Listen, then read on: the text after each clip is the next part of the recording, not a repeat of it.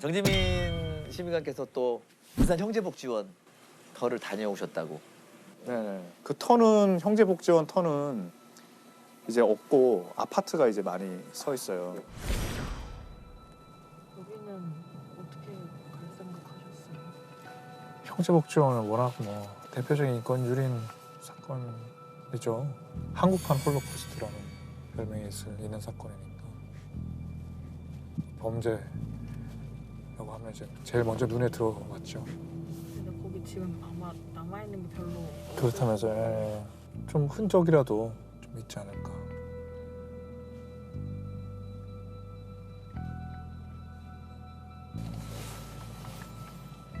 여기요? 이게 축대인가? 아, 이게 축대인가 보네. 일단 어떤 사건인지 간략하게 얘기 좀 해주시죠. 그러니까 형제복지원 사건은 사실 세상에 드러난 게 1987년에 드러났습니다. 80년대 초에 우리가 올림픽하고 아시안게임을 유치했잖아요. 80년대 초에 전두환 정권이 들어서자마자. 그런데 외국에서 언론 또 오고 외국인들이 오면 지저분하다는 거예요. 그러니까 도시 환경 미화를 위해서 거리에 있는 불황인들을 단속해서 수용하고, 말은 보호죠. 단속해서 보호하고 수용해라. 그렇게 해서 이제 그런 지령이 내려오니까 불과 한 열흘 만에 전국 공무원 19,000명이 모여가지고 일제 단속을 벌여서 1,800명 이상을 수용소에 다 넣었어요. 근데 그걸 매번 그렇게 할 수 없으니까 이제는 민간 복지단체에 보조금을 주면서 잡아들이는 것까지. 그렇죠. 잡아들이는 것까지. 근데 그때 이제 부산에 있는 형제복지원이 국내에서 제일 큰 불황인 시설이었어요. 불황인을 수용한 시설. 복지시설에 알아서 길에 있는 사람들을 데려가고 그러면 그 사람 머릿수당 보조금을 지급한 거죠.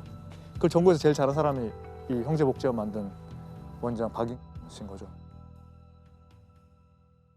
근데 이제 거기에 이제 열어봤더니 그냥 불황인도 그렇게 하면 안 되지만 70%는 그냥 가족 다 있는 그런 사람들을 단속한다는 명목으로 막 잡아온 거예요. 경찰이 데려갔대요. 왜냐면 경찰이 한 명 데려가면 점수를 주니까. 진급하는 데 필요한 점수를 주니까.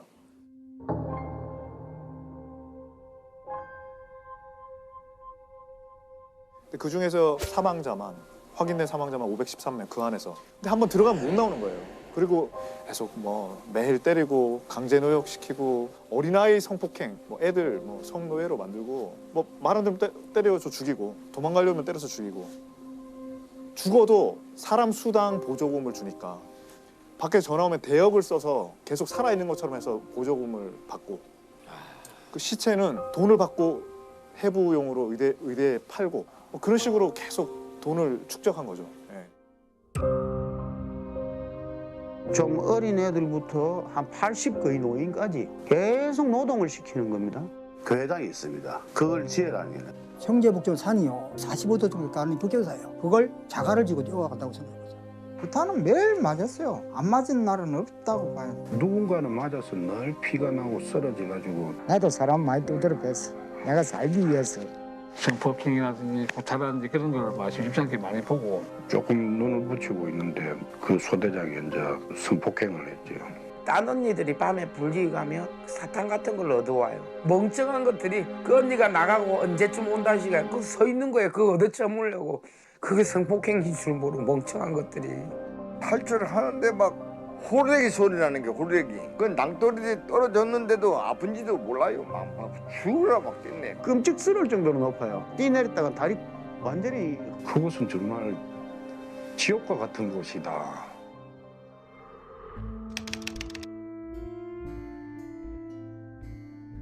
그 터는 형제복지원 터는 이제 없고 아파트가 이제 많이 서 있어요. 이쪽인가? 이쪽이었죠. 여기예요?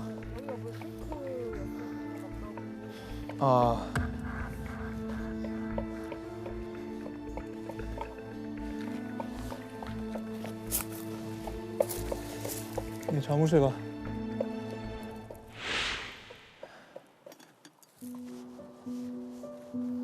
이게 축대인가?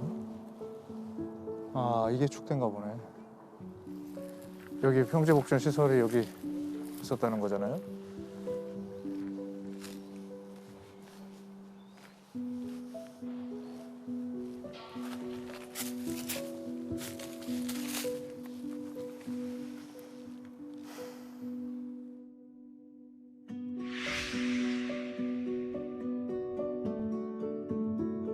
그 자유를 침해할 수 없게 만든 게 법인데 그때 법이 작동을 안 하는 거죠. 거기 이제 박인 씨라는 분은 그분도 아니지. 하여튼 그 사람이 그때 압수수색 했을 때만 해도 그 현찰이랑 예금 증서가 20억이 넘었대요. 그 당시? 네, 그 당시.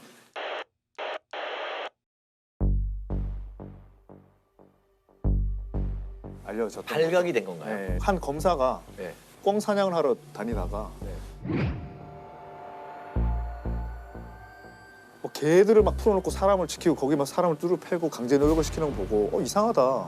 왜 저런 일이 있지? 하면서 이제 경찰을 잠복시켜서 계속 촬영하게 하고 했는데 압수수색을 해서 들어갔더니 이제 그런 일들이 벌어진 거를 이제 정말 잡은 그 거죠. 검사분이 꿩사냥 안 했으면 그거 모를 수도 네, 있었던 그렇죠. 거잖아요. 계속 몰랐던 거죠. 아니 그러면 그게 어떤 뭐 권력자나 그런 사람하고 어떤 결탁이 돼 있어야 가는 그게 거예요? 이제 뭐 결과적으로 그렇게 됐다 보는데 부산에서 아주 유명한 성공한 사회 복지가 왜냐하면 길거리에 있던 불황인들을 모두 없애주고 줬다 이렇게 이제 그러니까 우리 눈에 안 보이게 해줬다. 네네네 그렇죠. 전두환 대통령 때 뭐 표창도 받고.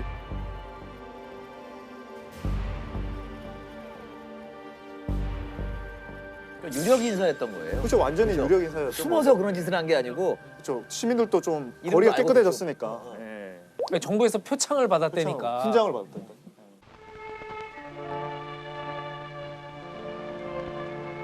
박윤 원장의 가슴에는 시퍼런 불덩어리가 칩니다.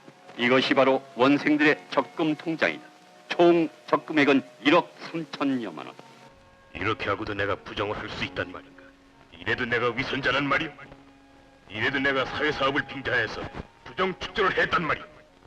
어쩌면 원장을 믿어도 괜찮을 것 같다.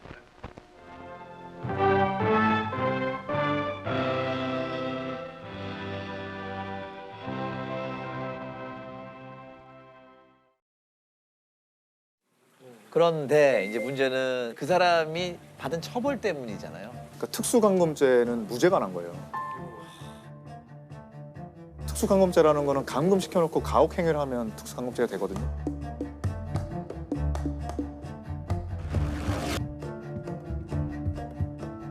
근데 그게 이제 2심 갔다가 3심 갔다가 무죄가 돼서 또 내려왔다가 이렇게 결국에는 몇 번 왔다 갔다 해서 이제 그렇게 무죄가 됐었거든요. 근데 이제 왜 어떻게 그게 특수감금죄가 그 사람들이 사람을 막 함부로 가두고 잡아가고 수용하고 한 거는 내무부 훈령 410조로 한 거거든요. 근데 그 훈령은 그냥 내무부 안에서 공무원들만 지키는 거지 국민들한테 권리 의무를 제한하려면 법률이 있어야 돼요. 그리고 그렇게 법률이 있어도 사람을 가두는 법률은 영장주의를 지키지 않으면 무효예요. 아무리 법률을 만들어도 판사의 영장 없이 사람을 그렇게 감금할 수가 없어요. 근데 이제 그 다 위헌인 거죠, 위헌. 네, 네. 위헌이고 불법이고 무효인데 근데 정당행위라는 게 있어요. 형법 20조가 정당행위인데 그거는 법령에 의한 행위. 그거는 정당행위예요. 그러니까 그 법령에 의한 행위라는 거죠. 그것 때문에 예, 대법원은. 근데 그거는 사실 위헌인 법령은 여기 해당되지 않는 거거든요. 근데 무죄가 났죠.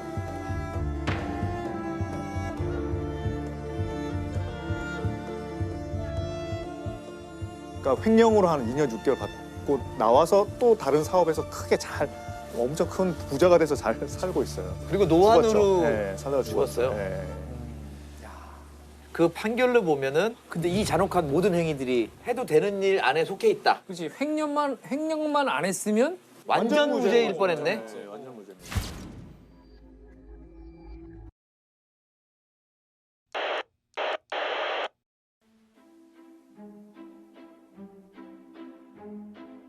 근데 이게 불황자들을 역사를 잠깐 보니까 전근대 사회에서는 불황자에 관심이 없었고요. 사회가 당연히.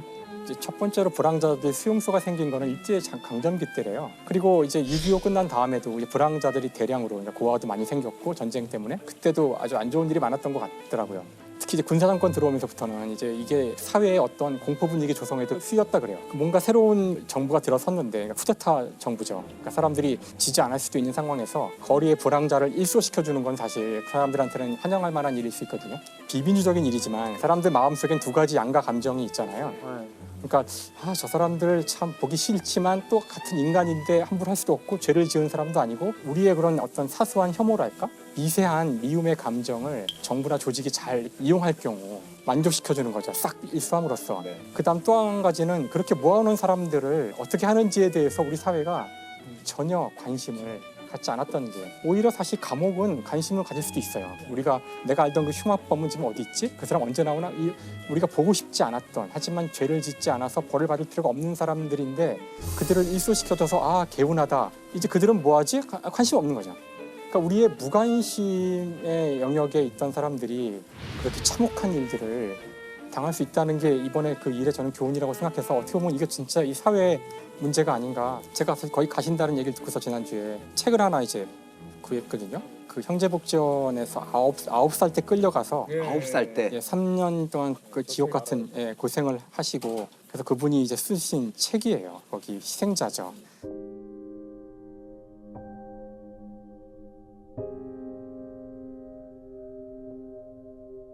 굉장히 아주 안타까운 케이스인데 아버지하고 자기 누나도 같이 끌려 들어가서 그 두 사람은 너무 이제 고생을 해서 그런지 정신병원에 가시고요. 자신도 나왔지만 아무도 자기를 더 이상 반기지도 않고 그래서 오히려 나와서 불황아가 된 거죠. 이분의 이 책이 여기 이제 아이일 때 그 사진이거든요.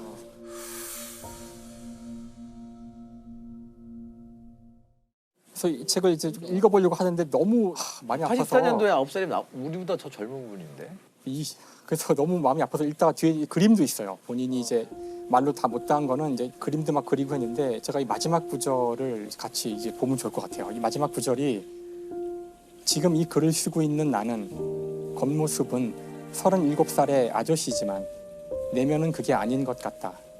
그냥 나는 9살, 12살의 꼬마가 아닐까. 그러니까 9살짜리 꼬마가 이렇게 글을 써서 들어달라고 하는 거다.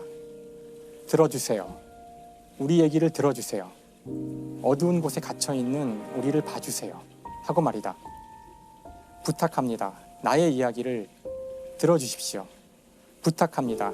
이름조차 밝히지 못하는 수많은 복지원 피해자들의 이야기에 귀 기울여 주십시오. 그러니까 아까도 이야기했지만 이 사건의 사실 중요한 본질은 우리의 무관심, 우리가 듣지 않으려고 했던 곳에서 지옥이 열릴 수가 있다는 것을 보여주는 사건인 것 같아요. 그리고 그 시대에 박종철 고문치사 사건이 같이 드러났잖아요.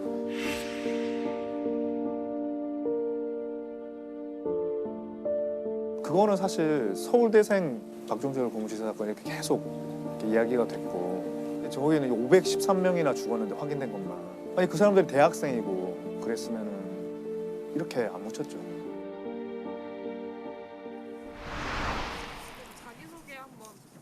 어떻게 소개를 해야 될까요?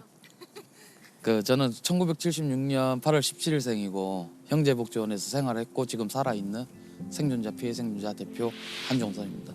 형제복지원이 어떤 곳이었냐라고 이야기하면은 딱 하나는 지옥이라고밖에 말을 못할 것 같아요. 그래서 저희 누나와 아버지 같은 경우에는 지금도 정신병원에 있고요. 불황인이라고 할지라도 잡아가서는 안 돼요. 우리나라 헌법상으로는 죄를 짓지 않은 이상은. 그때 불황인들이라고 잡혀갈 때 사람들 분명히 이런 말을 했어요. 그 당시에도. 저렇게 못 살고 힘든 사람들 국가에서 이렇게 해준다니 얼마나 좋아. 저런 사람들 추위에 떠는 것보다 저기 들어가서 밥이라도 실컷 먹는 게 얼마나 좋아. 이 자체가 폭력행위라는 거죠. 결과적으로 시민들 박수 쳤지만은 선의의 박수를 쳤지만은 자기 이웃들이 잡혀간 거고 자기들이 잡혀간 거예요. 결과적으로. 복귀가 불가능하죠. 왜냐하면은 많게는 12년까지 갇혀 있었던 사람들이 가족이 다 흩어졌고 집이 어디 있는지도 모르고 그러니 돈 한 푼 없이 길거리 나가서 갈 데가 없는 거죠. 누군가는 이 사건 해결해 주겠지 믿었단 말이에요. 그리고 나서 2007년이 됐음에도 누구도 형제복지원 사건에 대해서 인지를 하거나 재수사를 요구하거나 이런 게 없었어요. 그러면서 이제 제 나름대로 고민을 하면서 공부를 했던 거예요. 집에서. 원장이 아직 살아있을 때니까 그때는 내가 갑자기 이렇게 형제복지원을 들고 나왔을 때 박근한테 또다시 잡혀가서 죽지 않을까 이런 걱정에 내 자료를 찾는 데 최선을 다한 거예요. 네.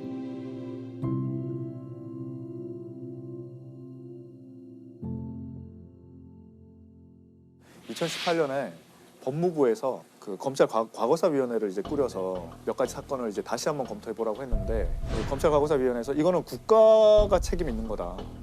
또 이거는 그때 당시에 판단이 법령에 위반한 거다. 잘못된 거다. 그래서 그 법무부가 그 2018년에 권고하기를 비상상고를 해라. 비상상고. 그러니까 비상상고라는 말이 아마 되게 생소하실 거예요. 재심이란 것도 아니고 비상상고는 왜 비상이냐면 통상적이지 않다는 거예요. 오로지 검찰총장만 할 수 있어요. 그것도 대법원에만. 네, 아주 특별한 그거죠.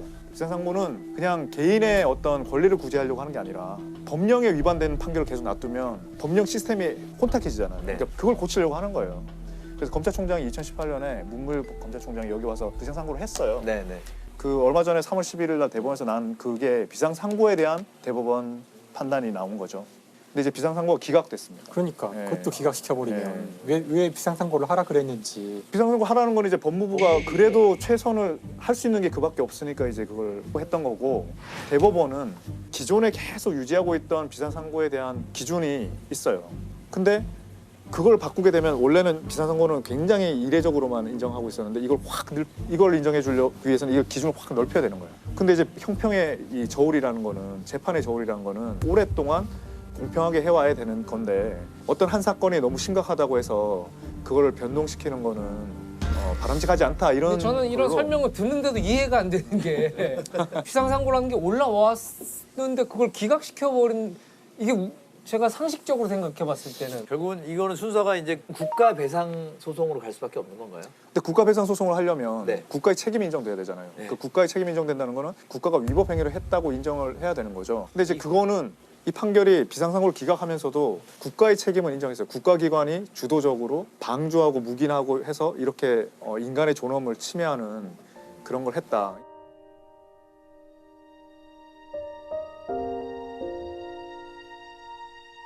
그 판결 이유서가 어떤 사람들은 사탕발림이다, 자기 대법원 면피하기 위함이다 라고 이야기하겠지만은 선례라는 게 있잖아요. 선례를 남겼기 때문에 우리는 최소한 인간의 존엄성을 지금 또 한 번 확인받았다. 인간 취급을 못 받고 우리가 살아왔는데 모든 사람의 인간의 존엄성은 평등하다라는 것을 이야기를 하고 부여해 준 부분이 나는 일단 고마운 거예요. 그래서 이제 우리의 싸움은 과거사위원회가 철저하게 조사하냐 못하냐의 싸움인 거예요. 대법원도 고심을 한 것 같아요. 그러니까 판례를 바꿀까도 생각했던 것 같아요. 왜냐하면 전원합의체까지 갔거든요. 근데 약간 절충을 시도했던 것 같아요. 제가 이게 한 번 내린 판결에 대한 그걸 되돌리는 것이 불러올 여러 가지를 굉장히 많이 생각하는 것 같아요. 그렇죠. 그게 좀 중요할 수도 있어요. 그게 무너지면 그거를 좀 위험이라고 생각하는 거 사회에 같고. 위험이 될 수도 있으니까. 근데 법이라는 것이 이제 굉장히 보수적인 거죠. 다르겠지만, 예. 법이라는 것 자체가 뭘 하나 딱 그걸 지키자는 거죠. 딱 지키자. 네. 딱 그 법의 속성이라는 것 자체가 그러니까 약간 움직이지 않는 거죠. 유동성이나 뭐 플렉서블한 거보다는 이건 웬만하면 안 변하는 걸로 놔두려고 하는 게 더 큰 거죠. 만약에 심의관님이 아까 그 비상상고에 대한 걸 결정할 수 있는 권한이 있는 저한테는 인정해줬습니다. 왜냐하면 그런 법이나 판례나 그런 기준이라는 거는 대개 동생을 막론하고 어떤 큰 사건 때문에 어떤 사건을 계기로 변하거든요. 그냥 아무 사건도 없이 어느 날 우리 한번 기준을 바꿔볼까? 이렇게는 잘 안 되거든요. 우리가 뭐 국회를 봐도 그렇죠. 뭐 정인입 관련해서도 또 이번에 여러 가지 입법이 되고, 그리고 그 계기로 그 동력으로 법을 통과시켜서 바꿨거든요. 바뀌어가는 거죠. 네네. 근데 하물며 판례도 저는 형제복지원을 계기로 좋은 기회인데 좀 더 사실. 넓히 그렇죠. 맞아요. 우리가 동력으로 좋은 기회. 그 모두가 다 동력으로 동의할 할 수 있는 좋은 건데. 또 언제 또 그런 기회가 올지 모르는데. 근데 그건 또 저의 생각이고, 또 다른 법관들은 이럴 때는 확 넓혔다가 또 줄여야 되는 사정이 생기면 또 줄이고, 그 맨날 이렇게 할 거야? 이런 거죠. 그게 뭔 기준이야? 이렇게 되는 거죠. 고민을 뭐 많이 너무 힘들 것 같아요. 힘들어서 제가 그만두지 않았습니까? 근데 지금 법을 만드니까 되게 좀 재밌고 좋아요. 옛날에 법은 전부 다 저는 과거지향적으로 생각했거든요. 근데 이걸 뒤집는 순간 미래가 열려요. 아직 공직에 계신 건데 방송 나오시는 거는 문제 없이 나오시게 됩니다. 예를 들면 아까 뭐 제가 대법관이었으면 비상상고를 인정합니다. 이런 거 위험한 이거 되게 대담한 나라신데 괜찮으세요? 양 PD 이거 좀 내보낸 생각해보고. 거니까요. 혹시 우리 갑자기 정심이관 잠깐 면담 다음부터 못 나오고 2회부터는 못 나온 사람이 이제 앉아가지고